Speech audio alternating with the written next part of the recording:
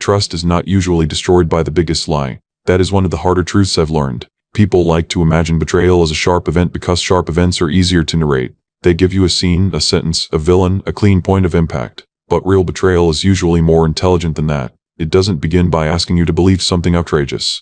It begins by asking you to question your own proportion, to wonder whether you're tired, suspicious, rigid, or simply too wounded to see clearly. That is why second chances can be more dangerous than first betrayals. The first lie injures you. The second lie studies the injury and learns how to move around it. My wife wanted me to trust her again, or at least she wanted the version of trust that would make her life livable while she decided what kind of honesty she actually felt obligated to offer. I didn't understand that at first. I thought what we were rebuilding was fragile. I thought it needed patience, humility, restraint. In reality, what she was rebuilding was her access to my doubt. The voicemail changed that, not because it gave me some cinematic revelation, because it exposed the one thing I had still been trying too hard not to see. She was not asking for forgiveness.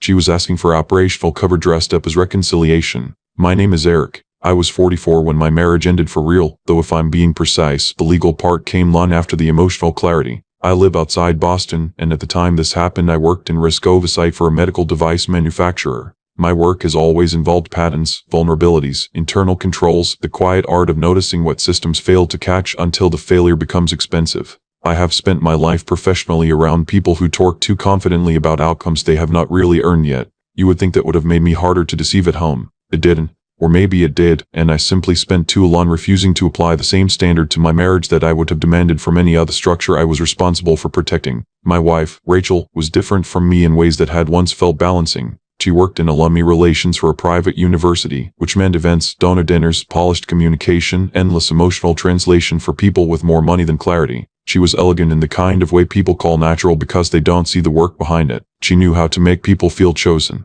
She could speak warmly without becoming overly familiar, and she had that rare skill of appearing fully attentive while still keeping most of herself hidden. At the beginning of our relationship, I thought that was depth. Later, I understood that some people learn presence the way other people learn negotiation. It becomes a tool long before it remains a virtue. We were married for 12 years.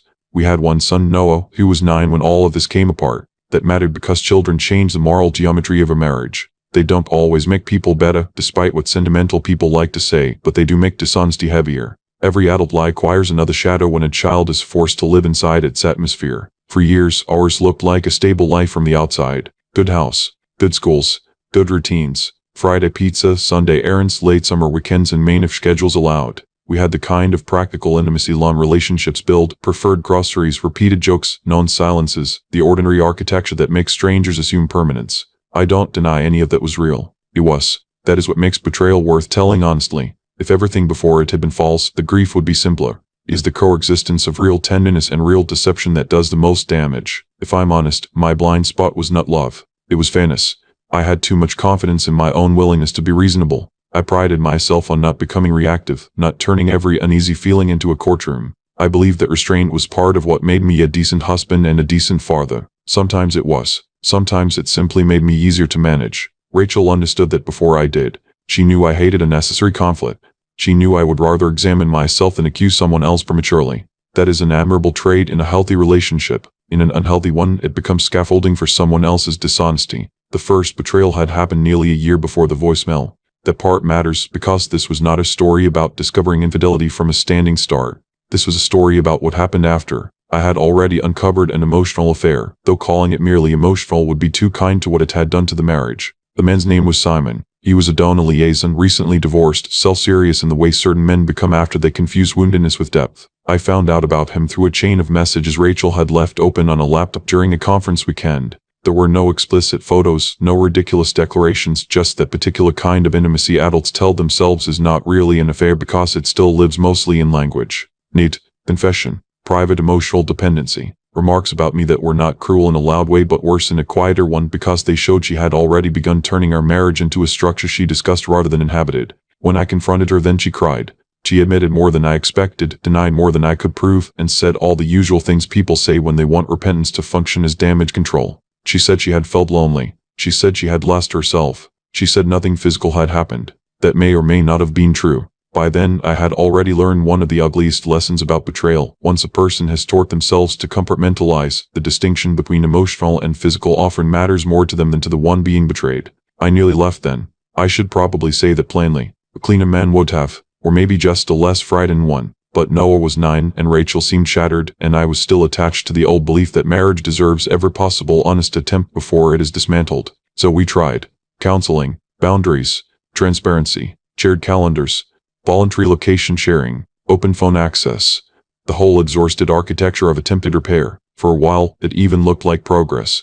That is the humiliating part. People on the outside love to talk about reconciliation as if it were some noble mountain climb. In reality, it often looks like paperwork, forced softness, repeated conversations, and one injured person doing emotional arithmetic every day to decide whether the version of hope they are living on is still morally defensible. Rachel but gentler after the discovery. More transparent, at least visibly. She started coming home earlier. She answered her phone around me more casually. She was more physically affectionate, though the affection carried a certain measured quality to it that I did not want to inspect too closely at the time. We went to therapy every other Thursday. She said the right things often enough that I began to believe, or maybe I should say I began to want the stability of believing. There is a difference. Wanting to believe someone is not the same as trusting them. It is often just exhaustion trying to build a future out of lower standards. Therapy revealed some things honestly. It also hid other things more effectively. That is another uncomfortable truth. In the hands of the right manipulative person, vulnerability itself becomes strategy. Rachel was stilled at emotional language. She could describe guilt elegantly. She could narrate regret in a way that made it sound deep even when it remained self-protective. Our therapist, to her credit, challenged her more than once, but even challenge can be metabolized by the right kind of person if they understand that surviving the session is not the same as changing the character. Still, I stayed. And because I stayed, Rachel began to regain confidence. Not all at once. That is not how arrogance returns. It returns in little permissions.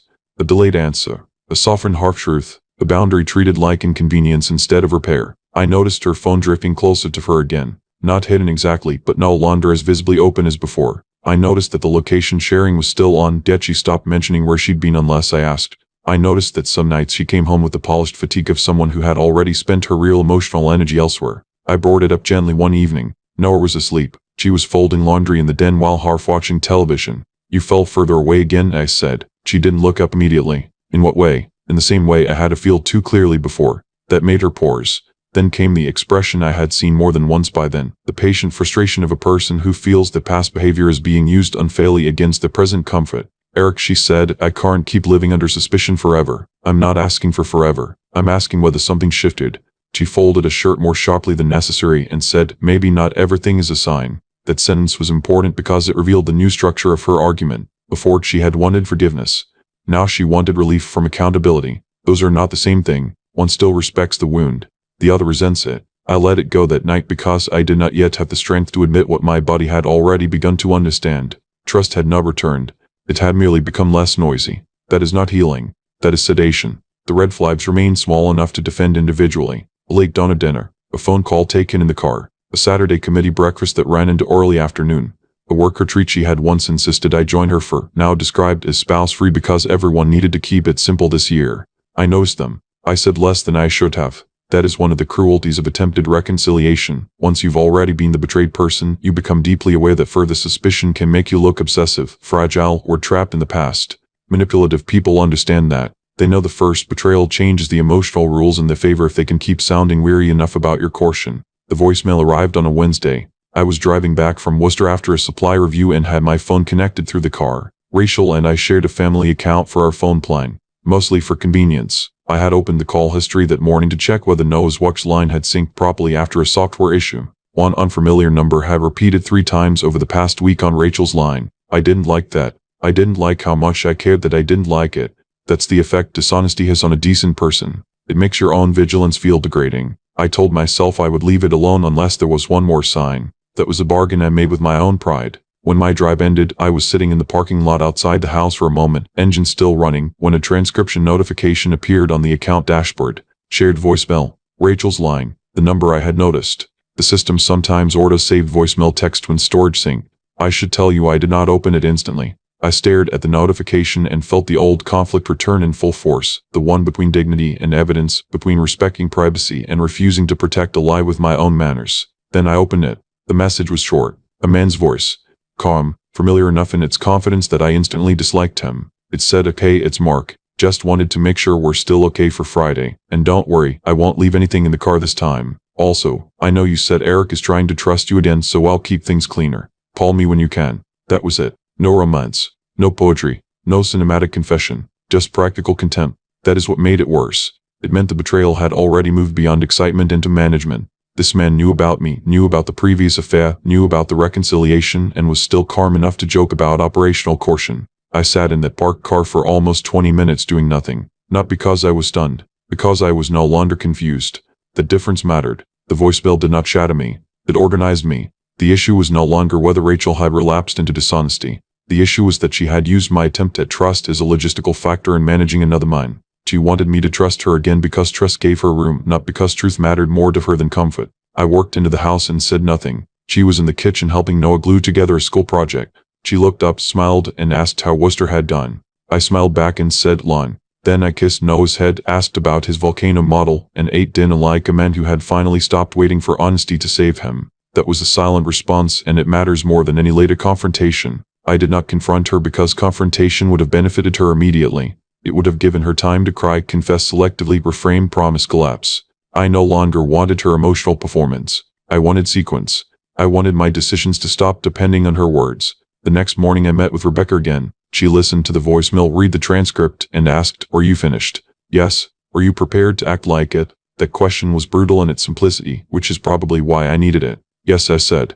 Over the next week, I did what car men do when they finally stop explaining away their own clarity. I copied financial records, secured my separate account, arranged temporary housing with my brother, reviewed custody considerations, and moved the most essential documents out of the house quietly. I also checked the number from the voicemail. Mark Delaney, development consultant, frequently attached to university events Rachel had described as committee work. Of course he was. And because he still thought what we were living through was fragile reconciliation rather than final withdrawal, Rachel grew more comfortable, more casually dismissive. That is one of the cruel patterns in these stories.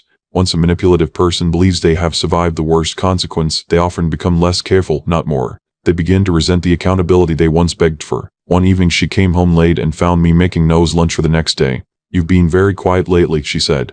I spread peanut butter across bread and said, "I've been listening." She laughed softly. "That sounds ominous." "It probably should." She looked at me then, more closely. "Were you doing that thing again?" "What thing?" "Where you act like there's some hidden meaning behind everything because you're scared to just ask." That line taught me all over again why the voicemail had mattered so much. She still believed the problem was my process, not her conduct. I said no. I'm past asking. That unsettled her. I saw it. Not because the sentence was dramatic. Because it no longer left emotional space for her to manage. I had stepped outside the choreography. The turning point came that Friday, the Friday from the voicemail. Rachel had told me she would be at a fundraising strategy dinner and likely home late. I already knew enough. But I also knew that once I moved, I wanted the truth positioned so clearly that no future version of events could be built around my overreaction. I left work early, parked near the boutique hotel Mark had used before according to the call history and location logs I had since checked, and waited. That part was not glamorous. It was humiliating in the quiet adult way these things often are. Sitting alone in your car in a coat and tie, learning how cheaply your life has been discussed elsewhere. At 6:42, Rachel arrived. At 6:49, Mark did too. They did not behave like people who had merely slipped once and regretted it. They behaved like people who had built enough familiarity to stop fearing the optics in private spaces. I took the photo because my lawyer had advised me not to rely on the voicemail alone. Then I went home. The confrontation happened the next evening after Noah had gone to my brother's house for a planned sleepover. I had arranged it earlier in the week. Again, sequence matters. I no longer wanted reactive truth. I wanted clear ground. Rachel walked into the living room and immediately sensed something was different. My suitcase was by the door. A folder sat on the coffee table. "What's going on?" she asked. I looked at her and said, "The voicemail changed the terms." Her face lost color instantly. That told me more than any denial would have. "What voicemail?" I almost admired the instinct. Almost. I pressed play from my phone speaker. Mark's voice filled the room. Sharp, casual, confident. By the time it ended, whatever performance she had been preparing had been stripped of oxygen. She sat down without meaning to, as if her knees had made the decision before her pride did. I placed the hotel photo, call log, and transcript on the table. Then I said, "You didn't want me to trust you again because the truth mattered. You wanted me to trust you again because trust made you easier to manage." She cried. Of course she did. She said she was confused. She said it had just started. She said she had felt cornered by our damaged marriage. She said she was ashamed. She said she didn't know how to tell me. I let her speak because it no longer affected the structure of the decision. Then I said, very calmly, "You didn't need words. You had time. What you needed was access." That was a power reversal. Not anger, not accusation, just the loss of her ability to define what was happening while it was still happening. She asked if I was leaving. I said I already did.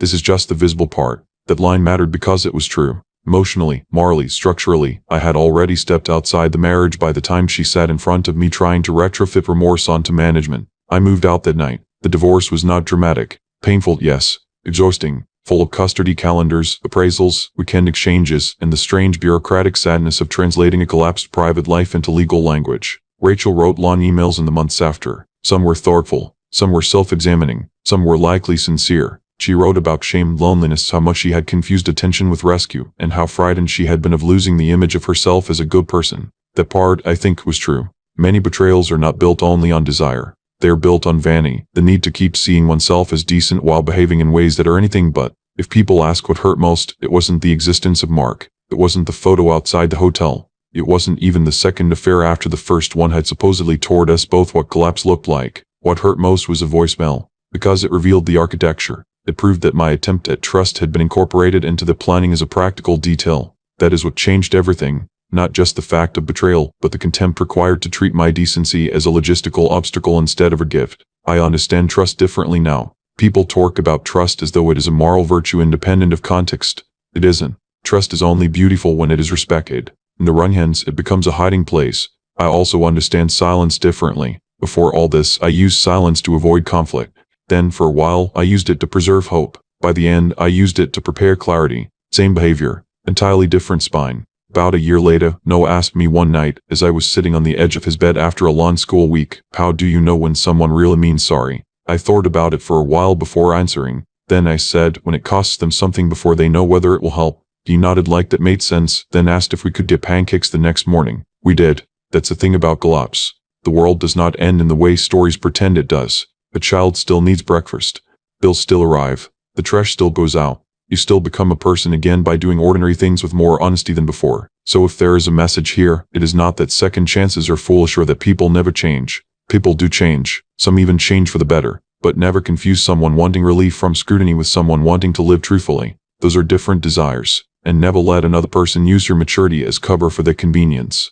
Patience is not permission. Rebuilding trust is not supposed to make you easier to deceive. She wanted me to trust her again. What the voicemail taught me was that trust, in the hands of the wrong person, is not healing. It is leverage.